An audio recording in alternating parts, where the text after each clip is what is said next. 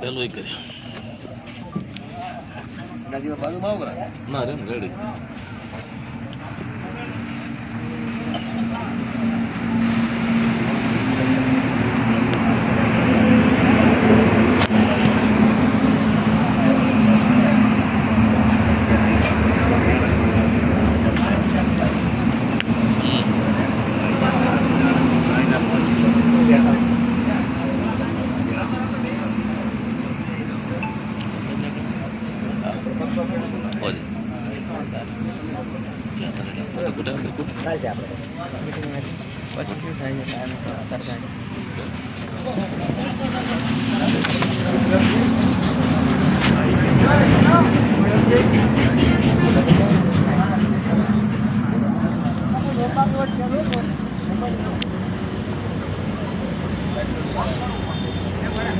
અમૃતજી ઠાકોર સાહેબ, પ્રભારી શ્રી શંકરજી ઠાકોર સાહેબ, તાલુકા કોંગ્રેસ સમિતિના પ્રમુખ શ્રી ગોપાલજી સોલંકી સાહેબ, ભરતજી, આ બધાના આજે અહીંયા પરિવર્તનના સંગનાથમાં પધારેલ છે એમનું સન્માન ગામ લોકોએ કર્યું.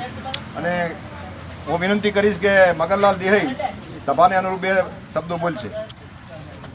મગનલાલ. શંકરજી, આજે જન સંવાદ યાત્રા લઈને આપણા ધારાસભ્ય પ્રમુખ અને પ્રભારી લઈને આવ્યા છે, તો એમનું સ્વાગત છે.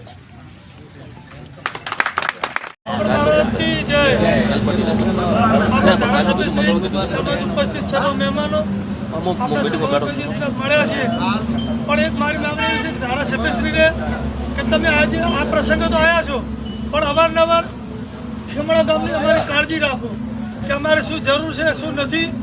આ ટાઈમે જ માગણી થાય, બાકી તો પછી વચ્ચે વાતચીત થતી નથી. તો ખેમણામાં ખૂબ જરૂરિયાત છે. આ બીજા ગામ કરતાં ખેમણામાં કોઈ વિકાસ ભલે ગ્રાન્ટો આવતી હશે પણ અમારું કામ નથી થયું. તો તમે થોડીક નજર રાખીને કામ લેશો. અને ગામ ખેમણા છેકથી કોંગ્રેસમાં હતું ને છે, પણ એક સમય સંજોગ એવા બન્યા કે થોડોક ભાજપનો વેવ આવ્યો અને લોકો વળી ગયા. પણ પાછા લાવવા છે તો કામ હશે તો જ લોકો પાછા આવશે. અને અમે અંતરથી આશા રાખી કે તમે પણ ઉત્તર તો પ્રગતિ કરી અને ગામના પ્રગતિમાં સહકાર આપો એવી ગામ બધી માગણી કરી. Thank you sir. જે આપણો ગુજરાત પ્રદેશ કોંગ્રેસ સમિતિએ કાર્યક્રમ આપેલો છે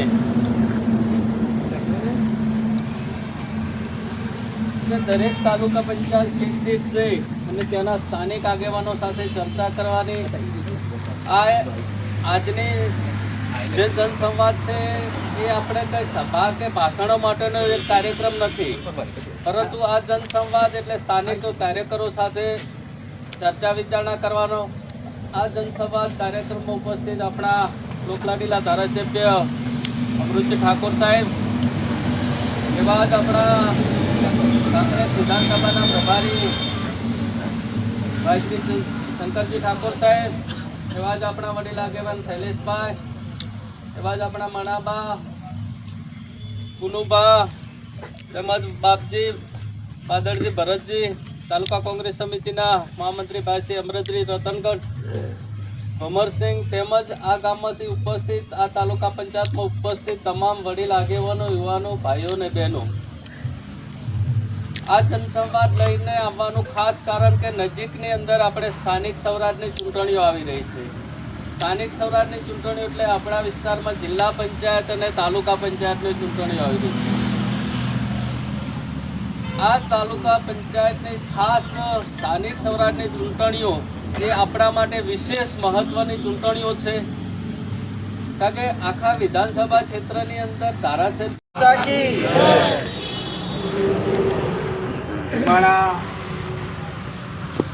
જિલ્લા પંચાયતની સમાવિષ્ટ તાલુકા પંચાયતના જનસંવાદ કાર્યક્રમમાં ઉપસ્થિત કાંકરેજ તાલુકા કોંગ્રેસ સમિતિના પ્રમુખ, કંબોજ જિલ્લા પંચાયતના પૂર્વ ડેલિગેટ જાગીરદાર, બરોબર છે, બરોબર ભાઈ વિક્રમ લોકસભાની ચૂંટણીમાં લોકસભાના ઉમેદવારને સમર્થન આપવા માટે આ જગ્યા ઉપર કાર્યક્રમ રાખ્યો અને યુવાનોએ બધાએ કોંગ્રેસના ઉમેદવારને સમર્થન આપ્યું. એ જ દિવસે વિક્રમસિંહનો નંબર લીધો અને અવારનવાર વિક્રમસિંહ જોડે ફોન કરીને સમાચાર લઉં છું કે ભાઈ નાનું મોટું કામ હોય તો કહેજો. એટલે વિક્રમસિંહ એક બે કામ જે સૂચન બતાવ્યા હતા, સ્મશાન સુવિધા હતી, એ સૂચન આલી દીધા છે. બીજું પેલું એક ડીપનું કામ હતું દલિત સમાજમાં, એ આપી દીધું છે. હવે આ ચાક ને ચાક આપણે સંકલનનો શૈલેષભાઈ અભાવ થયો, પણ જાગ્યા ત્યારથી સવાર ખીમાળા ગામનું જે કઈ કામ હોય વિકાસનું, એ ઉત્તરાયણ પછી તમે ગામના 5 આગેવાનો 2-4 કામ જે સર્વ સમાજના ઉપયોગમાં આવે એવા કામ હોય મને જણાવો. આ ધારાસભ્યની 2.5 કરોડ ગ્રાન્ટ છે, એ અમરતજી મોતીજીના ખાતાની નથી, એ તમારી છે. તમે બજારમાં કઈ વસ્તુ ખરીદવા જોશો, કોઈ ટ્રેક્ટર ખરીદો, કોઈ ગાડી ખરીદો, બાઇક ખરીદો, એક્ટિવા ખરીદો, કપડા લતા દાગીનો ખરીદો, અને એનો ટેક્સ જે ભરો છો એ ટેક્સ રૂપી સરકારમાં જમા થાય ત્યારે ગ્રાન્ટ ધારાસભ્યને વાપરવા મળે છે.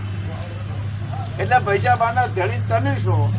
વાત છે તમારે મારે વચ્ચે 3 વર્ષમાં રહી કે ચાક ને ચાક આપણે એકબીજા ભેગા થઈએ ત્યાં નથી, પણ હજી 2 વર્ષ બાકી છે. એટલે કીધું જાગ્યા ત્યાંથી હવા 5-10 આગેવાનો નક્કી કરો. સર્વ સમાજ કઈ વાહ કોઈ તકલીફ હોય, વાહમાં કોઈ વિકાસના કામો બાકી હોય, સ્મશાન સુવિધાઓ બાકી હોય, જે કઈ કામ હશે એ કામ મારા પાવરમાં જ્યાં સુધી છે ત્યાં સુધી ક્યાંય પાછો નહીં પડે. જનસંવાદ કાર્યક્રમ આપણા પ્રમુખશ્રીએ સરસ વાત કરી, ભરતજીએ વાત કરી, અમરતજીએ વાત કરી, શૈલેષભાઈએ વાત કરી, શંકરજીએ વાત કરી કે વર્ષો જૂની આ તાલુકાની માગણી હતી કે 125 ગામ પરા સાથે અને 2,70,000 થી વધારે મતદારો, 30 તાલુકા પંચાયતની સીટો, અને છતાંય પૂરતો ન્યાય નહોતો મળતો. મેં કાંકરેજ તાલુકાનું આખું સર્વે કર્યું અને સરકારમાં રજૂઆત કરી, સર્વે કરીને કે દિયોદર ને લાખણી એક વિધાનસભાના 2 તાલુકા, વાવ બાબર ને હુલગામ એક વિધાનસભાના 3 તાલુકા, તો કાંકરેજ વિધાનસભાની અંદર પણ 2,70,000 મતદારો છે અને 120 ગામો છે. તો કાંકરેજ